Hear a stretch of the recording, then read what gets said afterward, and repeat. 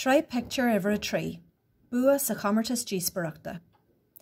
Lá amháin an céad rud ar maidin, thugmuid faidir fógra ag rá go méú Chomórtas Díospóireachta ar siúl, agus bhí an céad dúis ar dói, turas go dtí an gréig a bhí an.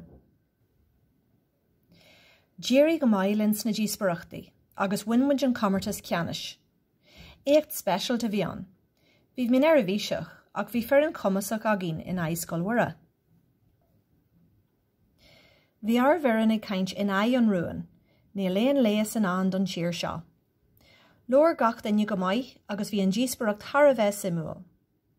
Ba léir go ndearnamid an preisin maith ar na moltóirí. Sa deireadh híl na moltóirí gur leor fear an arscoile níos fearr ná fear an scoil mhuire.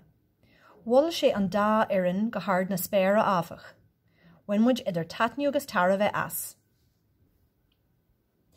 Bhrun an príomhmháltóir an cór naín. Fuirmuid seic mór don scoil freisin. Seic €2,000 bhí an. Fuirmuid bula bus mór ón hala. Bhí bród as cimse orín gur ibrimuid chomh maile na chéile. Níos muile an ihe sin thuaimmuid amach fa chunne greim le híthe leis an phríomhide. Bhí gach duine ar bís. Ní rómuid ábalta creidmhil go méo an seans agin dul thum na gréige.